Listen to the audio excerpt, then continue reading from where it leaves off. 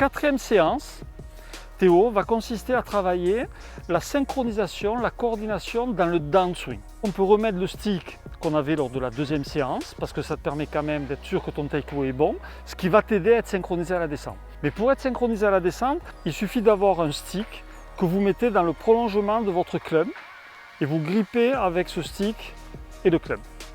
À l'adresse, on va faire en sorte que ce prolongement du shaft soit collé au côté gauche.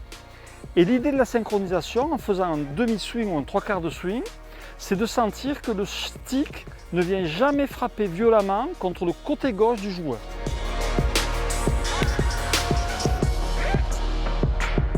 Si jamais ça frappe, c'est que les mains et le corps n'ont pas joué ensemble. Si ça ne frappe pas, c'est que les mains et le corps ont joué ensemble. C'est un exercice qui est très prisé par Tommy Fleetwood, par exemple, qui fait ça très souvent, et Raphaël Jacquelin aussi, qui l'utilise à chaque séance d'entraînement. Ce que je vous conseille de faire sur cet exercice, c'est de le faire avec un wedge ou un fer neuf pour commencer. Et par contre, attention, c'est trois quarts de swing maximum. Je le conseille en demi-swing, voire pour les joueurs un peu moins experts, ça peut commencer à être à des grandes approches.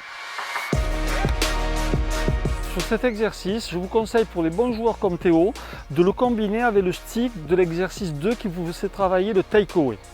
Comme ça vous permet aussi d'être sûr que votre démarrage est bon et que le club fonctionne dans le bon plan à la descente. Maintenant, pour les joueurs un peu moins experts, vous pouvez tout à fait faire l'exercice avec le shaft qui est rallongé, mais vous enlevez cette partie-là si c'est trop compliqué.